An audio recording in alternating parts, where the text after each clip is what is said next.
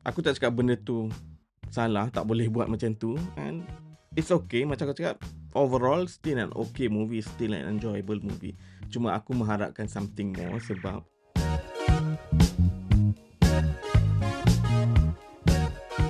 Assalamualaikum semua, kembali bersama Kong CD. Long time no see. Untuk video kali ni aku nak kongsi pendapat aku untuk satu filem seram rahsia. Dalam masa 3 hari dia dah collect 1.3 million. Sangat hebat cerita ni. Satu filem arahan Syamil Osman. Pelakon utamanya adalah Nabila Huda. Filem ni adalah remake untuk satu filem yang boleh dikatakan untuk akulah local cult classic movie dengan tajuk yang sama, iaitu Rahsia, yang ditayangkan pada tahun 1987. Filem Rahsia yang original tu 1987 diarahkan oleh pengarah legend tempatan bernama Osman Hafsham, dan filem Rahsia tahun 2023 ni pengarah dia adalah Syamil Osman. Correct, Syamil Osman, Osman Hafsham. Ya, filem ni di-remake oleh anak kepada filem Rahsia yang original. Tapi adakah memang plan Syamil Osman ni untuk mengarah filem ni as a tribute, untuk pay tribute to his dad, atau studio yang nak menggunakan Dad Connection sebagai marketing exploit? Aku tak tahulah bahagian tu. Okey, filem Rahsia yang baru ni, kalau kita tengok dalam konteks filem seram tempatan, pada aku it's an okay movie, decent and competent enough. Macam typical filem seram tempatan lain lah. Tiada anjakan paradigma kat sini. Dia ada, I think, cukup jump scare, dia ada cukup kelibat kejap ada kejap tak ada, hantu dalam gelap, dia ada hantu yang melekat kat dinding tu. That one is very cool. Mengingatkan aku dekat scene BVS yang Batman melekat kat dinding tu. Okay, dia ada that scene. Dalam movie ni, dia ada penglibatan bomoh yang ada bomoh punya scene dekat hutan tu. Dia nak sembelih kambing.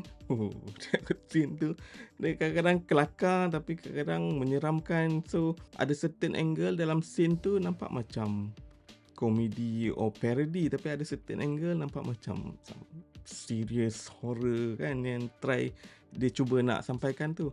So benda tu tak berapa clear sangat. So benda tu macam ada sedikit kekeliruan sikit cara dia nak menyampaikan the idea tu. Aku tak clear sangat apa yang ada dalam kotak pemikiran pengarah ni, apa yang dia cuba sampaikan kan. Is it parody, is it not? So ada kekeliruan kat situ, konsep tu actually. Tapi benda tu masa scene bomoh tu je lah kan, bomoh tu je. So dalam konteks filem seram tempatan yang pernah keluar sebelum-sebelum ni, basically dia tick all the box lah. So untuk penonton yang memang suka layan cerita seram, cerita ni pastinya tak menghampakan. Jalan cerita pun actually senang je nak follow. Dia mengisahkan sepasang suami isteri bersama 2 orang anaknya. Dia ada seorang anak perempuan, dia ada seorang anak lelaki. Mereka pulang ke kampung untuk bertemu dengan ayah si isteri. Rumah kampung mereka tu di tepi laut, dan tiba-tiba satu kejadian aneh berlaku di mana anak lelaki pasangan tersebut hilang, diculik oleh satu makhluk hitam. Tetapi di sebalik kejadian misteri atau mistik tersebut terdapat satu rahsia yang lebih hitam daripada makhluk tersebut. Pada aku filem ni untuk level filem seram tempatan, macam aku cakap, dia quite decent, quite okay. Dia punya level tu sama je macam filem-filem seram sebelum ni yang keluar for the past 10 or 15 years. Tapi adakah the best horror movie so far? At least not for me. Aku tak adalah banyak sangat tengok cerita seram, tapi yang mana aku tengok, aku rasa ada yang lagi bagus lah daripada filem ni. Not saying that filem ni tak bagus kan, tapi aku rasa aku pernah tengok better horror movie lah daripada filem ni. Tapi bila kita sentuh cerita horror ni, cerita seram ni, pada korang yang memang betul-betul minat cerita seram, aku nak syorkan tengok filem Talk to Me. Kalau belum tengok lagi, dia masih lagi ada dekat panggung kan. Aku saja nak promote cerita tu sebab cerita tu best gila kan. Itu baru cerita full mark, 5 out of 5, 10 out of 10. Talk to Me. Nevertheless, this movie pun enjoyable juga sebenarnya kan. Takut-takut terkejut. Memang dia punya jump scare tu keluar boom tangan depan kamera kan, dengan sound effect-nya yang sangat kuat. Okay, sebut sound effect tu, dia tak berapa nak clear sama ada is it an effect or a score music or shooting yang actual berbunyi dekat scene tu, benda tu tak berapa clear sangat. So benda tu dia agak mengganggu aku sikit lah kan. Untuk aku feel dia punya situation tu, music tu mengganggu aku sebab the sound overall mengganggu aku sebab aku tak dapat nak bezakan is this the ambience music or is it memang bunyi kerusi tu bergerak kan. Ada satu scene tu yang kerusi bergerak kan, tapi bunyi tu macam tak logik bunyi kerusi tu bergerak. So aku tak tahu is it the music score. Benda tu mengganggu aku sikit lah. Okay, itu ulasan secara am aku untuk filem ni. Macam aku cakap, it's an enjoyable horror movie lah. Tetapi untuk ulasan aku secara peribadi, ada perbezaan sedikit sebab aku actually put really high expectation untuk movie ni. Secara jujurnya, lepas tengok filem ni kan, aku tak berapa happy sangat.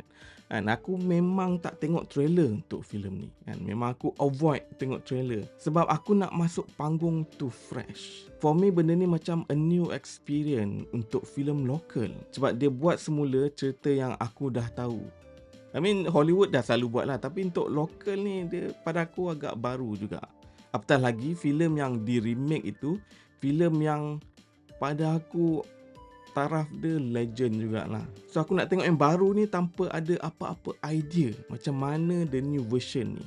Sebab kalau aku tengok trailer, more or less aku dah tahu cerita dia macam mana. That's why aku avoid tengok trailer untuk filem ni. That's why aku tak buat trailer reaction sebab aku tak nak tahu cerita ni pasal apa. So sekarang aku dah tahu cerita original dia macam mana.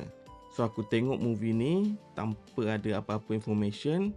Tetapi aku ada certain expectation in my head lah how the story going to go. So bila aku tengok yang baru ni tanpa ada some idea what is going to be, aku dapat rasakan yang aku macam like solve a puzzle lah semasa menonton tu. Macam mana movie ni going to subvert my expectation kan. Dia tambah element of enjoyment how I'm going to enjoy the movie. Ditambah pula pengarah dia anak kepada pengarah original. So memang expectation tu quite high lah. So dengan kata lain, sebelum aku tengok movie ni, aku dah excited dah. Tetapi malangnya bila dah tonton filem ni, pada aku dia tidak kesampaian sikit lah. So aku actually agak confused sebenarnya.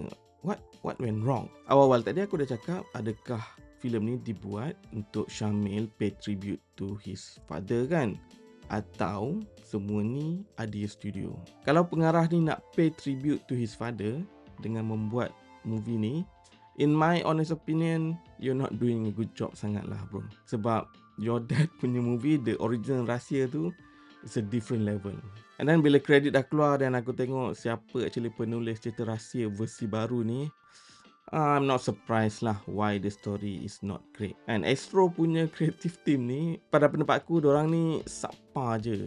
Aku pernah cakap dulu masa review One Sentif or maybe Project SPM, aku tak tahu which one. Tapi aku rasa Astro should get a new team lah. And at least dia punya writer team tu. Atau tukar the executive producer yang sentiasa bagi kelulusan untuk mediocre punya quality macam ni.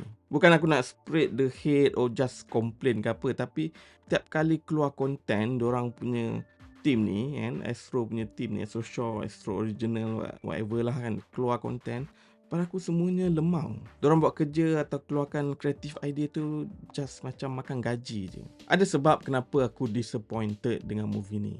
Pada aku movie ni dia tak meet the same level as the original. The saddest part is dia tak try pun untuk meet the level.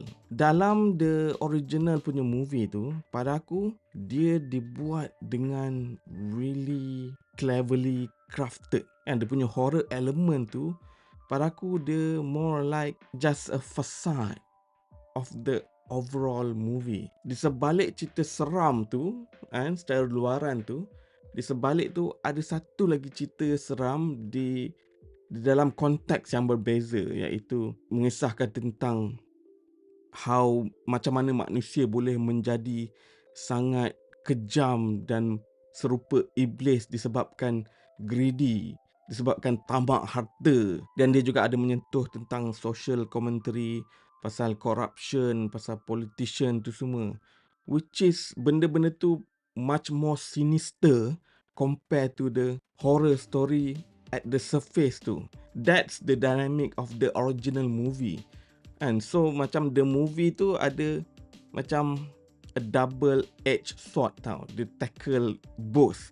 And dia tackle casual punya horror fan, but the other side dia ada satu lagi pengisian yang lebih bermakna yang involve the real world situation. Pada aku the movie was brilliant lah pada aku. That's why dia punya kategori tu legend.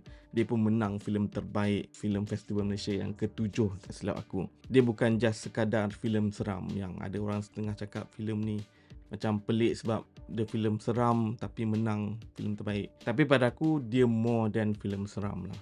I'm talking about Rahsia 1987 dulu. Okay. Tapi untuk filem Rahsia remake yang baru ni, dia just an empty horror movie. And pada aku tak ada banyak sangat moral value yang diketengahkan. Tak ada, definitely there's no subtext behind the story yang dia ceritakan. Dia just another horror movie lah. Orang enjoy dia punya hantu, orang enjoy dia punya jump scare. Aku tak cakap benda tu salah, tak boleh buat macam tu. And it's okay, macam aku cakap, overall still an okay movie, still an enjoyable movie. Cuma aku mengharapkan something more sebab dia attach dengan satu filem yang sangat hebat keluaran tempatan. That's why aku ada higher expectation.